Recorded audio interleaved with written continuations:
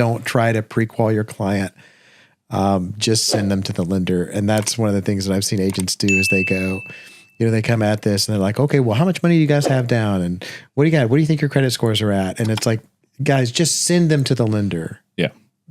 Very often I have agents that have already talked through this with a client. And when the client comes to me, they have these set expectations, right? Because they've been set by the agent and they're not accurate.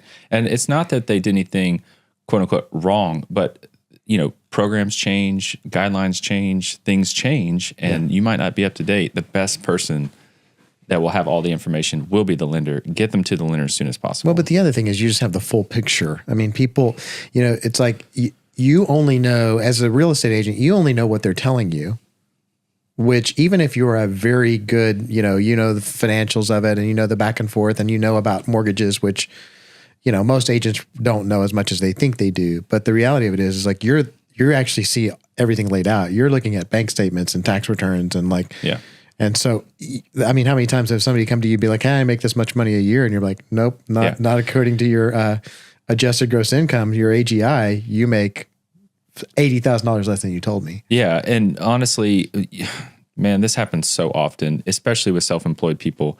They'll say, oh yeah, I made $300,000 last year. Yeah, you did. But you wrote off, $290,000 worth of expenses. So you made $10,000. Right. But yeah, you've heard the term buyers are liars or the saying buyers are liars. It's true here too.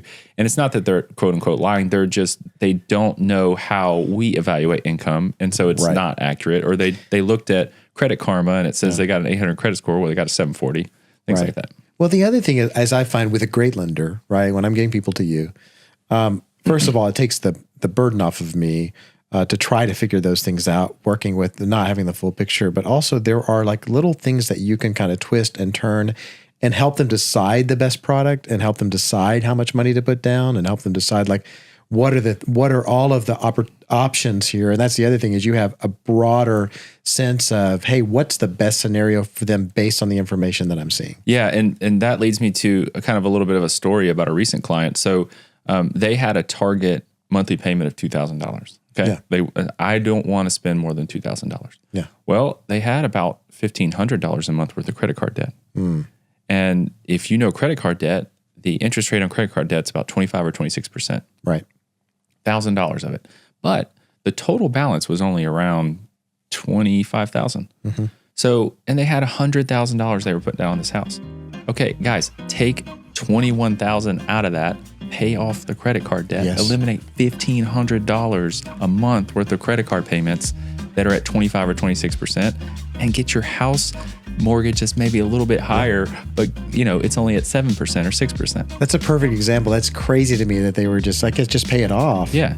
So we ended up like they're going to have a $2,300 house payment instead of the $2,000. Yeah. But they're not going to have $1,500 worth of credit card debt. Yeah, they eliminated a ton of it. And a good lender is going to look at that. Now, there's a lot of lenders out there that would just take that application and say, oh, you want to be at $2,000 a month? Here, put it here, and there you go.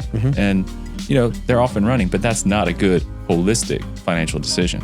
I like that. Yeah, very good. Holistic. So yeah, a really good lender is going to get in and see the full picture.